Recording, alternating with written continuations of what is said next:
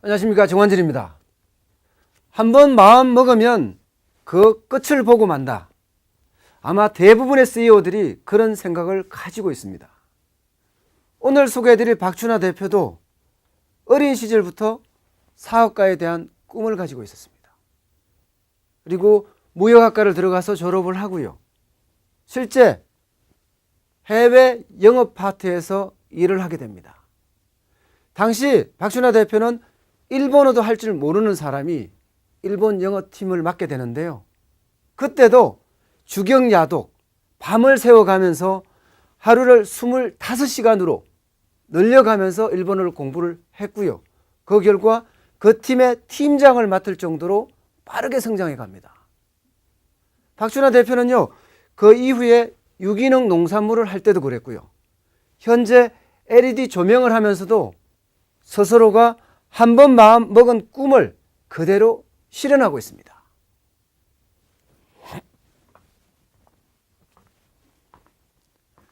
박준하 대표는요, 1961년 경상북도 의성에서 태어났습니다.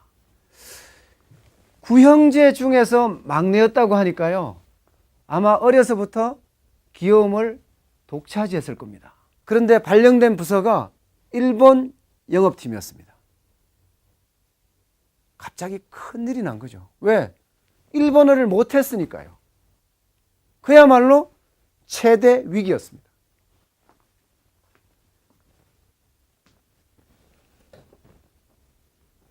이 외국어라는 것은 발음에 따라 다 차이가 있고 또 이해도에 따라서 업무의 어떤 실행 능력이 달라지잖아요. 바로 그런 일이 박준하 대표에게도 발생을 하고 맙니다. 계약금을 발음을 잘못해서 너무 싸게 말한 겁니다.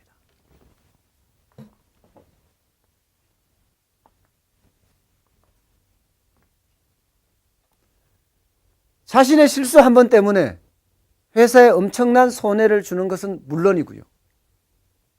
자신조차도 위기에 몰립니다. 그때 박준하 대표는 진정성 있는 사과를 선택을 합니다. 한두 번 사과를 하는 것이 아니라 마음에서 우러나오는, 일본 바이어에게 정말 제가 아직 일본어 실력이 미천해서 저지른 실수입니다. 이 실수를 한번 받아주시면 제가 언젠가는 고객님에게 베풀 날도 있을 겁니다. 정말 진정성 있는 사과는요, 사람의 마음을 울립니다. 일본 바이어도 그 진정성 있는 사과를 받아들입니다. 그때 깨닫습니다. 진정성이라는 것, 속에 있는 마음을 그대로 상대방에게 전달할 수 있는 능력은 굉장히 뛰어난 능력이기도 하지만 그 속마음이 전달됐을 때 일들이 해결된다는 사실을 알게 됐습니다. 정말 10년 간수했지만 실수가 위기가 됐지만 진정성으로 극복을 합니다. 그때부터 박준하 대표는 일본어 공부에 더 집중합니다. 모든 서류를 꼼꼼히 검토하는 것은 물론이고요. 보는 서류마다 철자 한자 틀리는 것까지 체킹을 합니다. 그야말로 위기를 전화위복의 계기로 삼자는 거죠.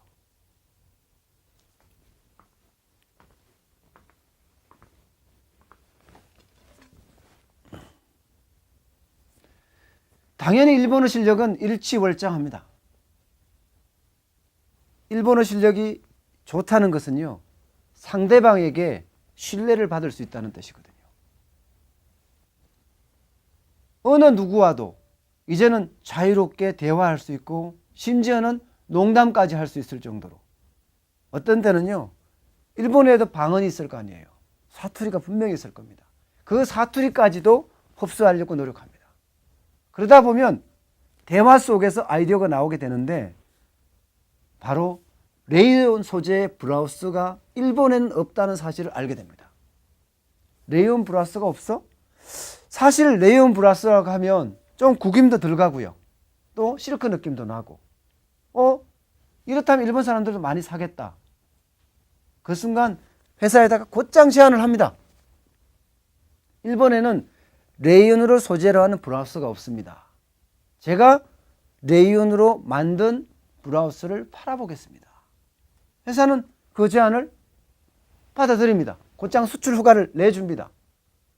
그리고는 일본어 바이어 마케팅에 돌입합니다. 유창한 이러시려고 여러 사람을 찾아가서 레이온 소재 브라우스에 대해서 설명을 하고요. 또 그때마다 진정성 있게 그들에게 다가갔습니다. 그랬더니 일본의 스미토모 상사에서 제안을 합니다.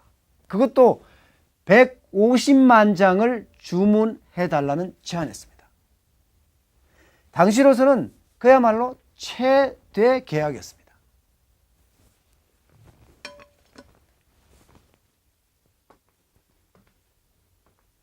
정말 주경야독하며 일본어를 배우고 또 일본의 업무를 익히고 또 아이디어를 내서 레이온 소재 블라우스를 수출을 하고 이러면서 스스로 자기 능력을 검증받았을 뿐만 아니라 자기도 이제는 사업을 할 수 있다 하는 생각을 하게 됐던 거죠. 결국 입사 5년 차 맞에 퇴직 결심을 합니다. 이제 하고 싶은 것을 하자. 그래야지만이 내 꿈을 실현할 수 있다. 그렇게 1991년에 삼도 물산을 퇴사를 합니다.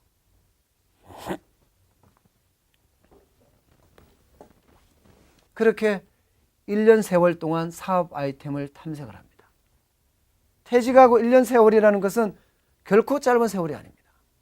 그야말로 하루하루가 고민의 연속이었고요. 뭘 할지 자기 발품을 팔기의 연속이었습니다. 그런데 그때 신문 기사에 우루과이 라운드 체결 소식이 나와 있는 거예요. 우루과이 라운드? 도대체 뭐지? 봤더니 농수산물이나 수출 자유화에 대한 개념이에요. 그러면 당시만 하더라도 수출 자유화다.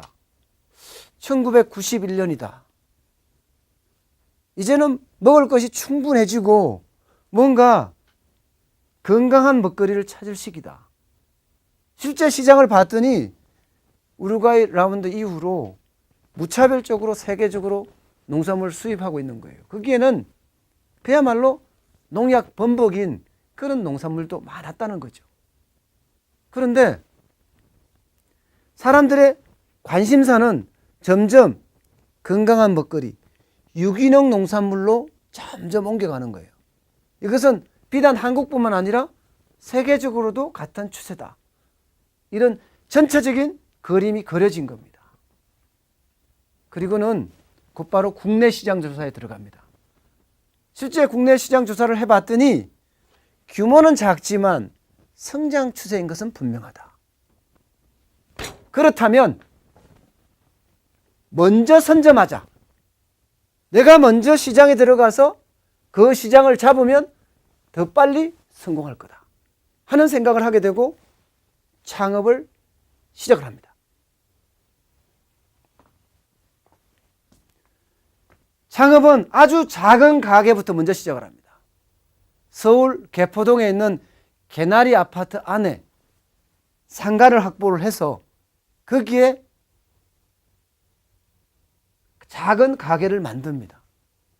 물론 강남이라는 이점, 건강한 먹거리라는 이점, 이게 강남이라는 이점과 맞물리라고 생각하는 거죠. 그리고는 1992년에 농미촌이라는 매장을 개업을 합니다. 규모요? 10평밖에 안 됩니다. 10평밖에 안 되는 규모였지만 그 규모 안에는 건강한 먹거리를 채우는 거죠. 사람들은 건강한 먹거리에 일단 관심을 가지게 됩니다.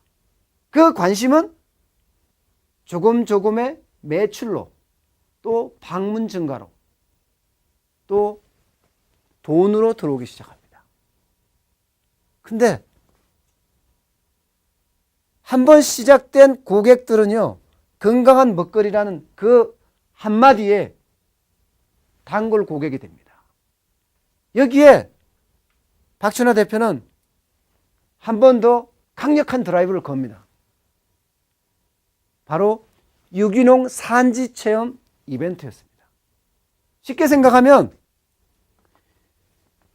이 가게를 이용하는 사람들에게 아이들과 함께 유기농 농산물이 어떻게 생산되는지, 그리고 어떻게 유통되는지, 그리고 어떻게 판매되는지를 모두 알려주는 산지 체험 행사를 하는 거죠.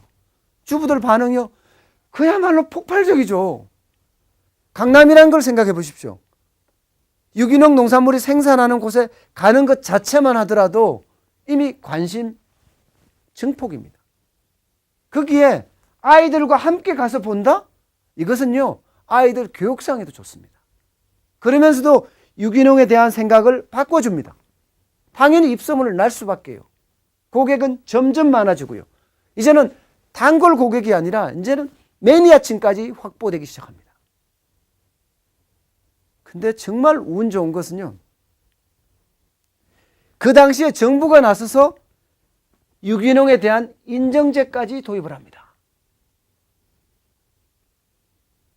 박춘하 대표는 인정된 농산물을 그대로 곧바로 가져와서 이 가게에다 전시를 하는 거죠. 매출은 점점 늘어날 수밖에요. 왜냐하면 믿을 수 있으니까, 산지 체험으로 보여줬으니까. 박춘하 대표는 기왕 시작한 거 작은 가게에 시작했지만 더 크게 사업 확장까지 시도를 합니다. 대형마트나 백화점까지 공략하는 거죠. 그러면서 그거 가서 딱 한마디, 저는 이미 2년 전부터 유기농 농산물 사업을 시작했습니다.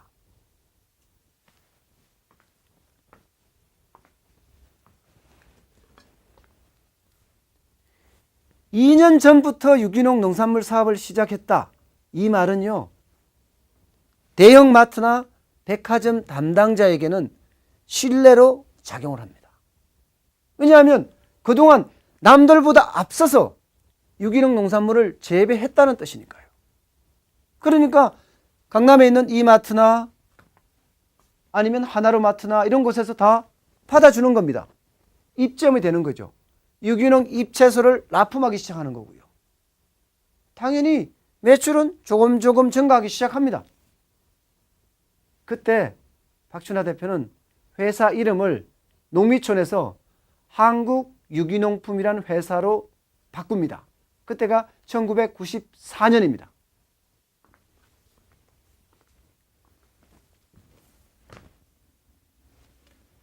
회사 이름을 바꿨다. 이 말은요, 좀 더 다른 형태의 성장을 더 하겠다. 이 말하고 마찬가지입니다.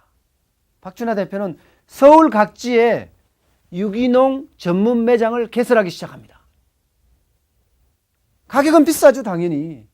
그렇지만 건강한 먹거리라는 이름으로 마케팅도 하고요, 홍보를 하니까 그야말로 문전성시인 거예요. 소비자들의 관심이 워낙 커지다 보니까 이제는 한국 유기농품만 찾기 시작하는 겁니다.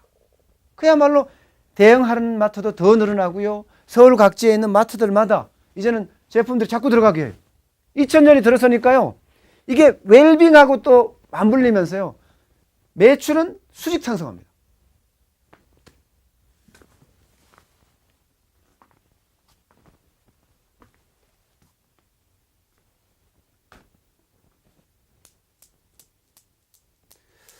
그런데 매출이 수익 상승한다.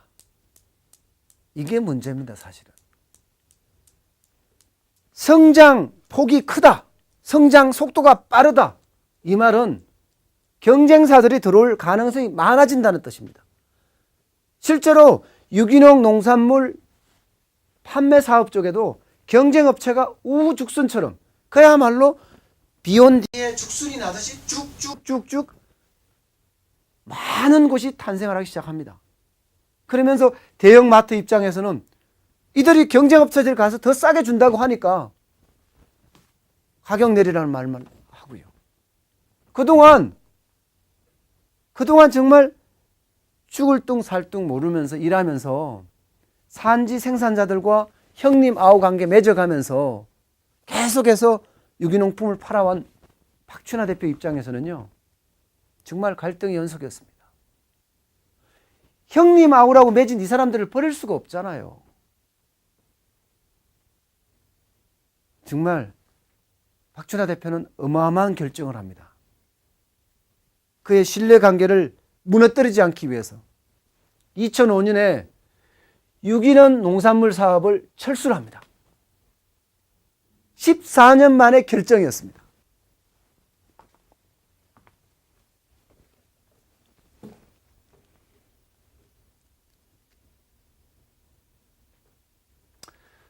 한동안 박춘하 대표는 공황 상태에 빠집니다. 14년 동안 해왔던 일이었습니다. 그러면서 어린 시절에 산으로 들로 다니면서 자유로움을 만끽했듯이 박춘하 대표는 이제는 세계를 향해서 자유로움을 만끽하려고 합니다. 2006년에 아프리카 오지 여행을 시작을 합니다. 쉽게 말하면 욕심 내려놓기 사업을 시작한 거죠. 사막을 돌아다니면서 정글을 여행하면서 자기의 욕심을 하나씩 내려놓는 거예요. 그것도 하루 이틀도 아니고 1년 동안 말입니다. 그리고 2007년에 1년을 여행을 하고 거기에 6개월을 더 보태서 1년 6개월 동안 아프리카 오지 여행을 한 다음에 나이 46살에 귀국을 합니다. 신문기사에 2012년까지 공공기관 조명의 30%를 LED로 교체한다 하는 기사가 떡하니 나온 거예요. 이야, 공공기관의 조명의 30%를 바꾼다고? 이거야말로 시장이 하나 새로 열리는 거다. 바로 이게 내가 할 사업이다. 그렇게 생각하고요. 곧바로 시장 조사에 착수를 합니다. 실제로 시장을 조사해 보니까 수요는 무궁무진한 거예요. 왜냐하면 LED 조명이란 자체가 에너지 절감 효과가 크기 때문입니다. 많은 사람들이 관심을 가지고 이미 시장에 진입해 있었습니다. 대기업부터 시작해서 외국 기업까지. 야, 저렇게 대기업과 외국 기업이 엄청나게 진입을 해 있는데 내가 들어가면 성공할 수 있을까? 시장 기회는 분명히 있는데 저것은 대기업과 외국 기업을 위한 시장이 아닌가? 그렇게 생각을 했었습니다. 그러나 박춘하 대표는 그 안에도 뭔가 다른 시장이 있을 거다 하고 시장을 면밀히 분석을 합니다. 그랬더니 대기업과 외국 기업은 전부 고가더라. 그렇다면 품질은 좋은데 저가로 생산할 수 있는 시장은 없을까? 본인 스스로는 있다고 판단을 한 거죠. 그리고는 곧바로 유능한 엔지니어들을 구하기 시작합니다. 그리고 디자이너들도 수배하기 시작하고요. 물론 안 됩니다.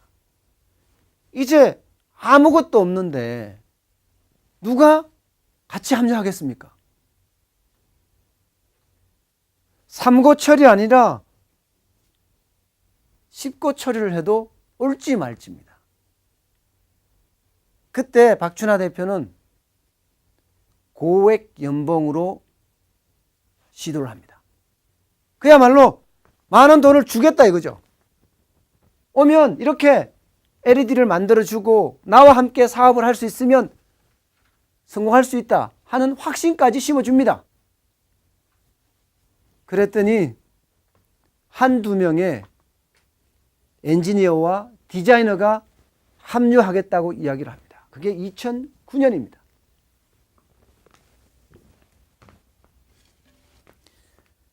박준하 대표는요, 2009년이 되자마자 주식회사 잼이라는 회사를 먼저 설립을 합니다. 이제 사업을 본격화하겠다는 거죠. 그러면서 연구개발에 돌입을 합니다. 말씀드렸다시피 대기업들은 고품질의 고가 상품이라면 나는 고품질의 저가 상품을 만들겠다. 처음에 박준하 대표와 그 사람들은요, LED를 유명한 것부터 구입을 해서 분해하고 분석하고 그리고 만들어내기 시작합니다. 연구에 연구를 거듭한 나머지 납품을 성공시킵니다.